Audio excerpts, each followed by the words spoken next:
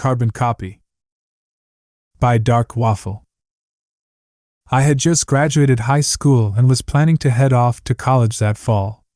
I had done well enough in high school that I had a couple of different college scholarships at my disposal. However, not every school that I looked at was willing to give me a full ride. After much thought and delegation, I decided to attend the University of Wyoming. Why would I apply to such a college, you may ask? Well, for one thing, the college is in the middle of nowhere. Literally, when you drive there, there's wide open plains without a town in sight. Truly, the college is its own town. I liked this aspect because it allowed me to put some distance between me and my parents, who lived at least 7 hours away. Not to mention that they also had the degree in mechanical engineering that I wanted. So that's where I went. My freshman year there was going better than I had expected. I was making new friends, doing well in my classes, and enjoying my newfound college freedom. I even got along with my roommate, which now that I look at it, is somewhat of a rarity. As fall break neared, I was actually looking forward to seeing my parents and sleeping in my own bed. However, nature decided that I didn't need to go home. The day before we were ready to leave, a bad snowstorm blew in, dropping several feet of snow. I called my parents and told them that I couldn't make it back home for break. As expected, they were disappointed, but were understanding. As we spent our time moaning and griping that we couldn't go home, some disturbed students decided to take advantage of our frozen incarceration. This consisted of building snow forts, throwing snowballs, and drawing obscenities on cars.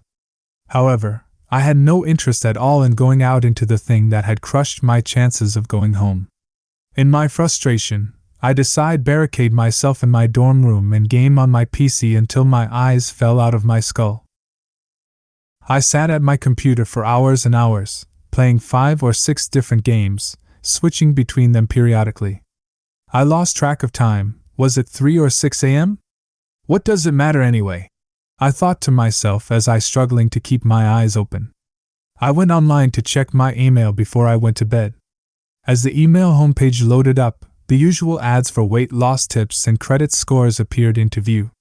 Finally, after what felt like hours, my email had loaded, no thanks to the school's crappy internet. As I scrolled through my heavily cluttered inbox, I sadly didn't see any of emails from my parents. I then proceeded to delete at least some of the spam that was plaguing my email account. Then, I noticed an email from one of the online flash game sites that I frequented. It read, "Dear Dan Lotus, this is our list of this month's most played games. 1. Carbon Copy. 2. Boxhead. 3. More Rooms. 4. Thing Arena. From puzzlevoid.net. I had played almost every game that site had to offer, but never Carbon Copy. If this game was number 1 on the list, how have I never heard of it? I could hear my bed softly calling my name, but curiosity had gotten the best of me. I clicked on the game link to see what this Carbon Copy was about. A new tab opened and blackness filled the screen. The usual puzzlevoid.net logo appeared, but no game had loaded. I swear, the internet at this school is retarded. I quickly hit the refresh button on the browser to reload the page, but nothing changed. The screen appeared exactly the same. Game must be down or something. Suddenly, a red button appeared with text under it. Proceed to game site. With apprehension, I clicked the button. I usually stayed away from games that make you go to an external link. They always seemed sketchy and were bound to give you virus or something. But for the game to be that popular, the site must not be that bad. To my relief, the site was well designed and looked like it was professionally done. The game loaded and the title slowly came into focus. Carbon Copy. Play. Load level. Options. I pressed play and watched as the title screen faded away and a new field came into view. There was a series of empty text boxes with words beside them. It was a personal information field. Why the hell does a simple flash game need an information field? I was way too tired to care about the consequences of giving out one's personal information at that point. I just wanted to play the stupid game. I quickly filled out the field without giving it much thought and pressed the submit button. A white field appeared and a little black pixelated stick figure materialized in the lower left corner of the screen. Instructions came on the screen. To win, use the left and right arrow keys to control him and dodge the falling rocks. When a rock is going to crush him, press space bar. This will pause the game and copy him to a safe spot. You can only copy him 4 times. Why does the game keep calling the stick figure him? Was the developer really that lazy? The game started out pretty slow. I easily dodged the falling rocks with a click of the arrow keys. After a short time, the game paused and displayed level 2 in the upper right-hand corner. The rocks now started to fall at a faster rate. This cycle continued until level 6. The rocks started to fall at an incredible speed. To survive, I had to copy him 3 times just to get through the level. However, I found out that you are penalized for copying him, which the instructions neglected to tell me. Every time you copy him, he becomes lighter in color, so by the 3rd copy, he was almost invisible. Level 7 loaded and I was ready to go, but nothing happened. The rocks did not fall. A few seconds passed, and still nothing happened. Did the game freeze? Did I somehow win?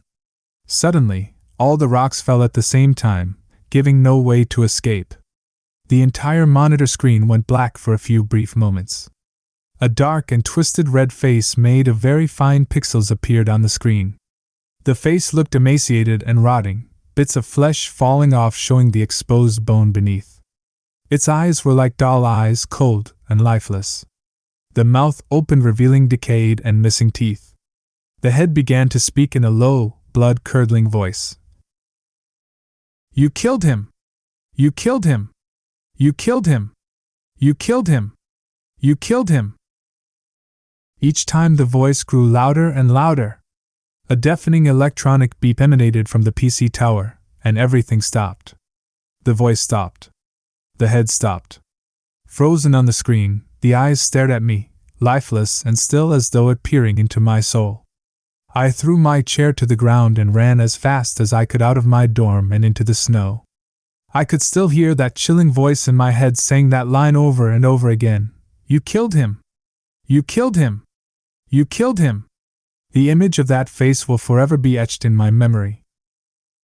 A couple of hours had passed and I had finally started to come back to reality. Why would someone create something like that? Was it meant to a prank like those scary maze games? As I walked back to the dorm, I was hoping and praying that my computer had been shut off or destroyed. I finally got the door of my dorm room and stopped. I heard the voice of my roommate and his friend. "The computer must be off, right?" I walked into the room and tried to act calm, but my roommate knew something was wrong. He told me that he saw me run out into the snow and just sit there for hours. I explained to him what had happened, the game, the face, everything. He then proceeded to tell me that I was full of it, and that such a thing could not have happened. A couple of weeks passed. I tried to forget about what had happened that day. I just couldn't, not matter how I tried to suppress it. In my dreams I would relive the nightmare over and over again. I would wake up in a cold sweat, scared out of my mind. My grades started to slip and my social life became non-existent. I hadn't used my desktop since the incident and had resorted to using the computers in the school library. After 3 weeks, I had had enough. I had my roommate boot up my desktop and see if there were any abnormalities. He came to me with a puzzled look and told me that my computer was fine. Cautiously, I sat down at my desktop and opened the web browser and went through my history. I scrolled to the date that it happened and expanded the file, but the web page wasn't there. I know that I hadn't deleted or wiped my history.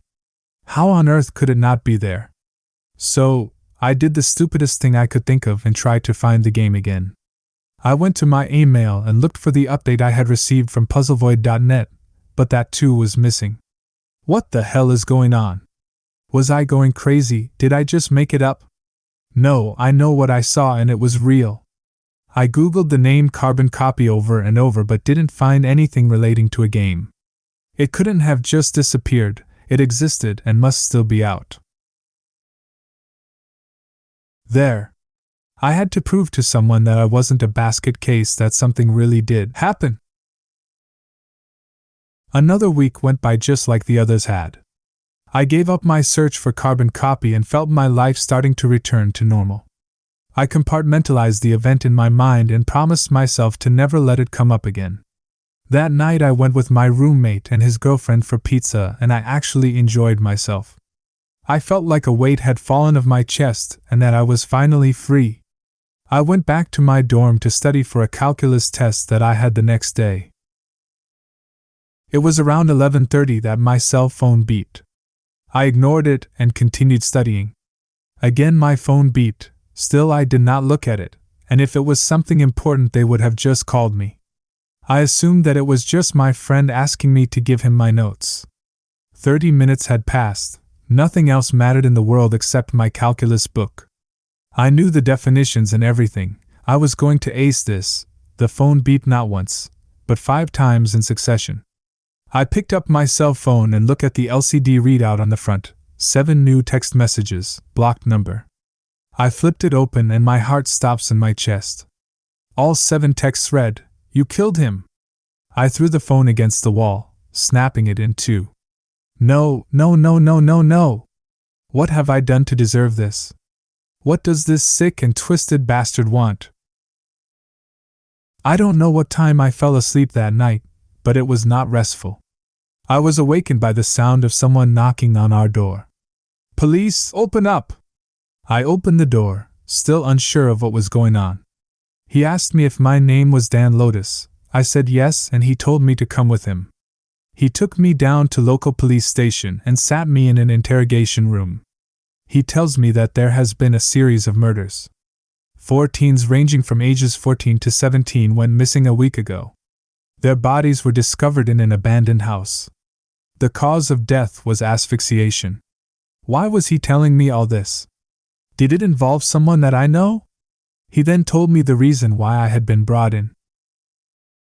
When they were conducting the investigation and collecting evidence, they discovered a series of envelopes. Inside of them they found what looked like some kind of diary. There was also an envelope that had a name and an address on them. It was my name and address, and inside was both my phone number and email address. Months passed by, but no progress was made in the case. They dropped me as a suspect, because no evidence besides my address was found. That game ruined my life. Rumors and lies were spread about me, how I was a killer, a deranged psychopath. I had to move to a new town, a new college, and find a new name. I started over, trying to forget the past. From time to time I still check the internet and the newspapers, hoping that he has been captured. To this day, police still look for him. Somewhere out there, carbon copy still exists.